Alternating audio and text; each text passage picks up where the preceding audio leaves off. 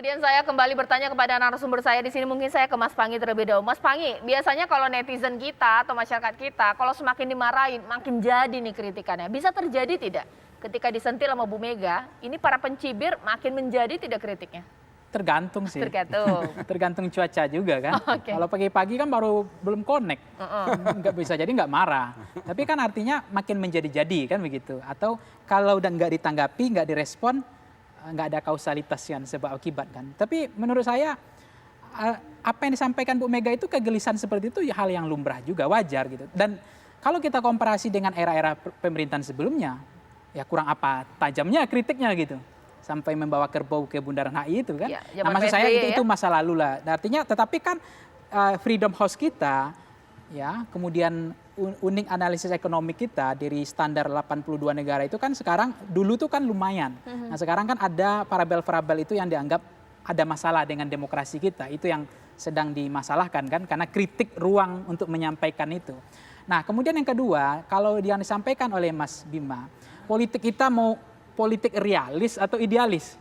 Kalau realis tadi memang politik yang tidak dipandu dengan moral, dengan etika. Politik bukan kelas tinggi.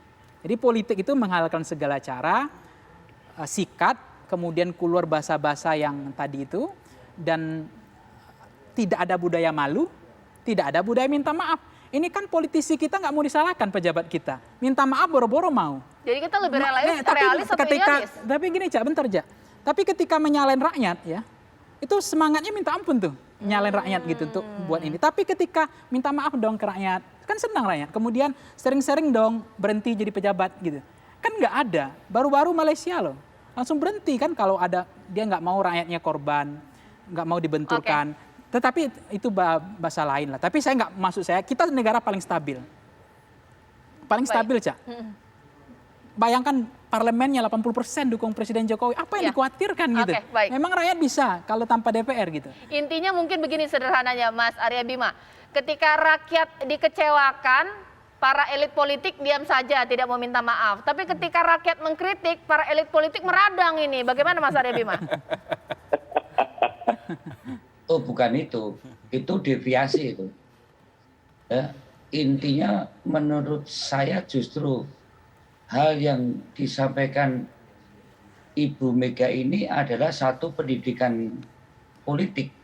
Jadi empati Bu Mega kepada Pak Jokowi ini yang sering dicemooh secara irasional dan emosional, itu menurut saya adalah sesuatu yang kemudian disampaikan oleh Bu Mega dan menurut saya juga dimaknai sebagai tanggung jawab moral dan politik Ibu Mega sebagai ketua umum partai yang pernah mencalonkan dan mengikut sertakan Pak Jokowi sebagai calon presiden dan sekarang menjadi presiden 2 kali. Jadi menurut saya kritik-kritik yang kadang agak kasar pun kalau motifnya itu kritik, itu masih kadang bisa dipahami. Tapi kalau kemarahan-kemarahan sebelumnya kan yang kritik yang orang marah-marah dan yang kecemburuan politik yang itu saja yang menurut saya merusak bagaimana iklim budaya demokrasi yang ini kita waktunya bangun sudah itu sangat menjadi tidak singkat terarah. ya.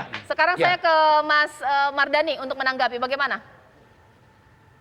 Era sekarang ini era keterbukaan, dengan internet semua bisa bersuara, everybody is a journalist. Ada yang garbage, ada yang diamond.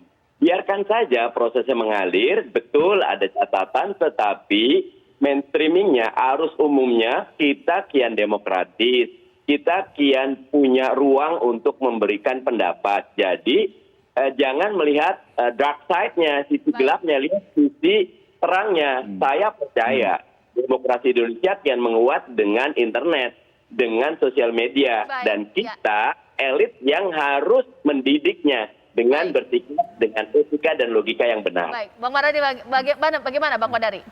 Ya, pertama saya kira Bu Mega berusaha untuk mencegah agar ya katakanlah kata-kata kasar atau tata krama yang kurang bagus itu jangan menjadi kebiasaan ya. Karena saya sepakat dengan Bang Arya Bima bahwa masyarakat kita ini memang masyarakat yang santun, tapi di dalamnya ada ganasnya juga begitu.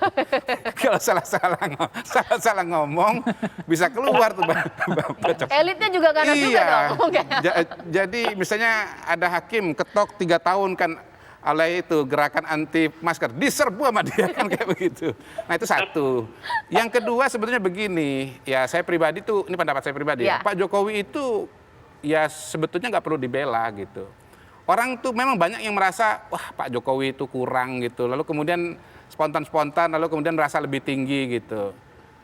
Hati-hati loh, justru orang-orang yang kelihatan kayak nggak ngerti kayak begini ini, itu malah nanti yang punya langkah-langkah yang tidak terhitung. Dan saya kira itu sudah terbukti. Nah, 80% dikuasai itu ya. Kalau orangnya bukan kayak Pak Jokowi, saya kira nggak tercapai itu. Sebentar lagi 90% PKS masuk juga soalnya. Baik. Terima kasih Bapak-bapak. Kode kita tunggu nanti bagaimana langkah dari PKS. Terima kasih Mas Panggi, terima kasih Bung Kodari, makasih Bang Mardhani, makasih Mas Arya Bima. Sekali lagi saya ingatkan kepada Anda pemirsa untuk patuh protokol kesehatan 5M dan juga segera vaksin untuk dukung vaksinasi nasional. Saya Cica Anissa, terima kasih, selamat malam, sampai jumpa.